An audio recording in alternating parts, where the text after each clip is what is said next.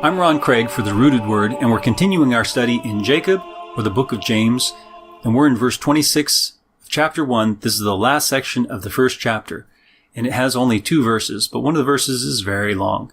So let's go ahead and read the King James first. We're contrasting the King James with the Rooted Word translation. And the King James verse 26 says, "If any man among you seem to be religious, and bridleth not his tongue, but deceiveth his own heart, this man's religion is vain." And the Rooted Word says, "If any one of you thinks he is demonstrating the fear of God, but is not leading his tongue by lowering it into a chasm to control it, then he is deluding his heart, and from this the demonstration of a fear of God is chewed up." It literally says chewed up. Okay? So, and chewed up, goes back to this thing of leading his tongue by lowering it into a chasm to control it. It's what they used to do with donkeys. They would tie it up and then lower it into this chasm, this big empty space with walls too far to touch and no ground behind him, so that he would learn that he's not the one controlling himself, that man is in control of him, and he can struggle all he wants, but he's just dangling there. There's nothing he can get hold of with his hooves.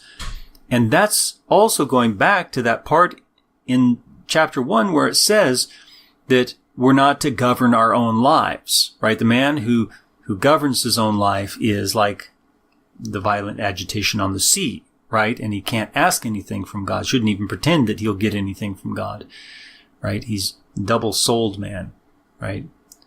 Two-faced, his soul is two-faced, right? So this is also pointing to that. It says, if any one of you thinks he is demonstrating the fear of God, but is not leading his tongue by lowering it into a chasm to control it, lowering your tongue by a rope where it has nothing to grab hold of, right? To get any footing, so it learns that you are the master, not it.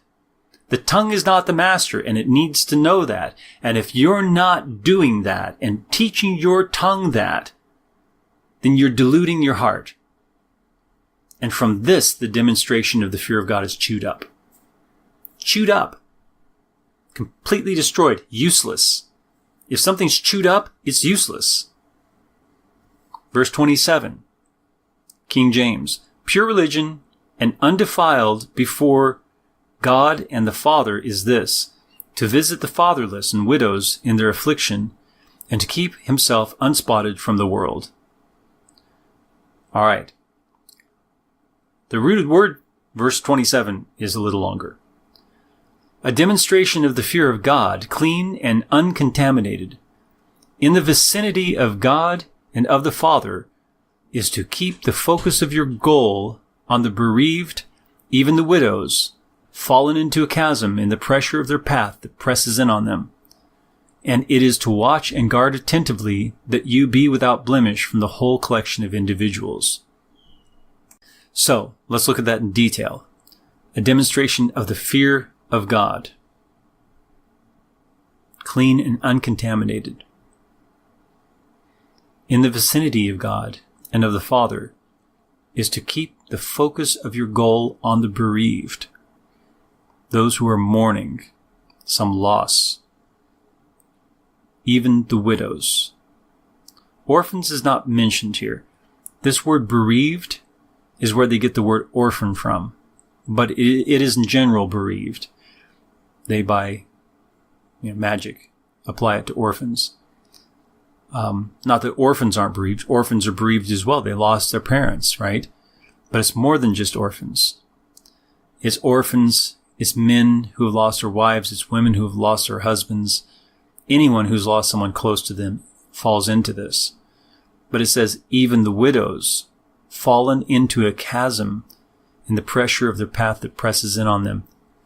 This is from the word widow. That description is from the roots of this word widow. That's what that word means. Okay? It's not just the status of a person in their life. It also implies this situation in detail. And it is to watch and guard attentively that you be without blemish from the whole collection of individuals. the word world comes from the word cosmos in Greek. And cosmos means the external adornment, but it means more specifically the whole collection of individuals. So it's a whole collection of individuals and the external adornment of them, right? But it's not world, because world means also mountains and ocean and stars. It doesn't mean that.